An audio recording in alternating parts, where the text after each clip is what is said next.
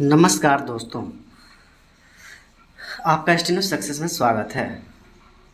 तो Dainik Bhaskar editorials dictation start होगा 5 second बाद। 80 वर्ड पर मिनट। स्टार्ट।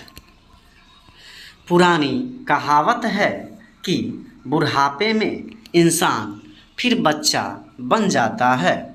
इस गुरुवार को मैंने यह अनुभव किया जब मैं अपने 83 साल के ससुर के साथ चेन्नई में अपने एक रिश्तेदार के हाल ही में हुए निधन के बाद 10वें में जा रहा था।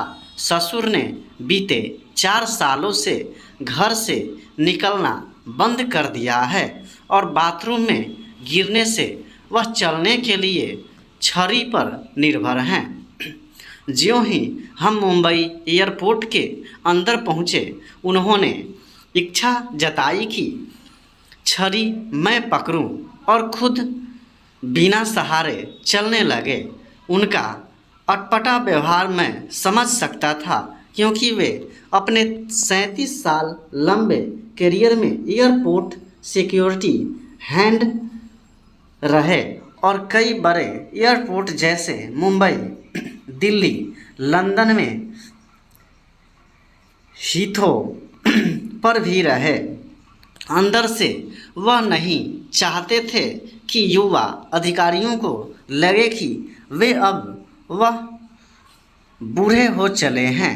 मैं सर्फ मुस्कराया और छड़ी लेकर चलने लगा। वहीं वो मेरे आगे आगे पेंडुलम जैसे बाएं दाएं हिलते डुलते चलने लगे।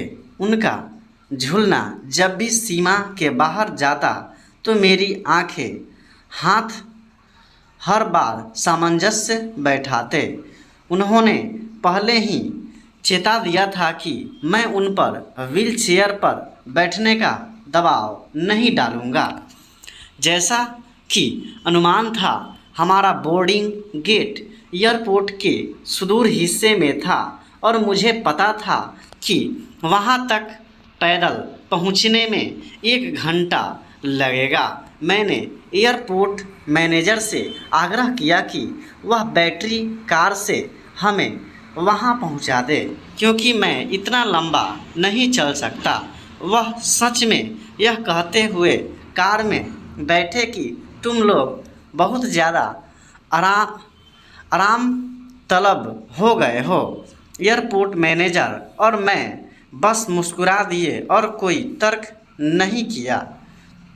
विमान के अंदर पहुंचते ही उन्होंने जोर दिया कि वो खिड़की तरफ नहीं बल्कि गलियारे वाली सीट पर बैठेंगे, जो कि सामान्य था, क्योंकि सारे सुरक्षा अधिकारियों की इस वाली सीट पर बैठने की आदत होती है, ताकि विमान के अंदर की हर गतिविधि पर नज़र रख सके और आपात के समय तुरंत एक्शन ले सकें।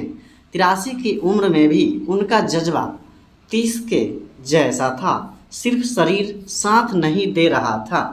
मैंने एक और कारण से उन्हें ऐसा करने दिया, क्योंकि वह हमेशा बिजनेस क्लास से यात्रा करते थे और इस यात्रा के लिए उनकी शर्त थी कि बिजनेस क्लास में यात्रा के लिए दोनों टिकट वही खरीदेंगे। कुछ लोगों के लिए दामाद से पैसे लेना प्रतिष्ठा का सवाल होता है। विमान के अंदर काहिरा, इजिप्ट के कुछ बिजनेसमैन चेन्नई जा रहे थे और हमारे बाजू में बैठे थे। नाश्ता परोसा गया और पिछले कुछ सालों से हाथ से खा रहे ससुर ने कांपते हाथों से अचानक कांटे छुरी से खाना शुरू कर दिया। वो शायद इसलिए क्योंकि वे इजिप्ट के बिजनेसमैन को ये जताना चाह रहे थे कि भारत के बुजुर्ग भी जानते हैं कि अंग्रेजी कटलरी से कैसे खाते हैं। इस प्रतिक्रिया में उन्होंने आधा खाना नीचे गिरा दिया। 1/4 शर्ट पर और बाकी पेट में गया। मैंने अपना नाश्ता फोड़ा और चुपचाप उनकी शर्ट, चेहरा और सीट साफ कर दी। वो बिजनेसमैन मुस्कुराते हुए मेरी ये हरकत देख रहे थे और मैं उनकी मुस्कान पढ़ पा रहा था। वो व्यंग्यात्मक तो हरगिज नहीं थी। जब विमान चेन्नई एयरपोर्ट पर रुका तो वे उठकर मेरी सीट पर आए और हाथ मिलाते हुए बोले, मुझे मेरी ज़िंदगी का एक सबक मिल गया कि पिता के साथ कैसे पेश आते हैं।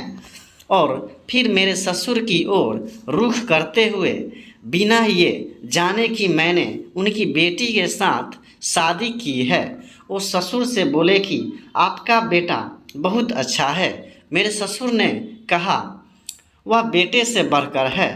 और ये कहते हुए उनकी आंखें नम हो गई। फंडा यह है कि ज़िंदगी आपको हर रोज़ आँखों के सामने घट रही घटनाओं के जरिए सीख देती है। क्या आप विजुअल माध्यमों से मिल रही सीख को शब्दों में पिरोकर दूसरों तक पहुंचाने के लिए तैयार हैं? स्टॉप। मिलते हैं नेक्स्ट वीडियो में, तब तक के लिए जय हिंद, जय भारत।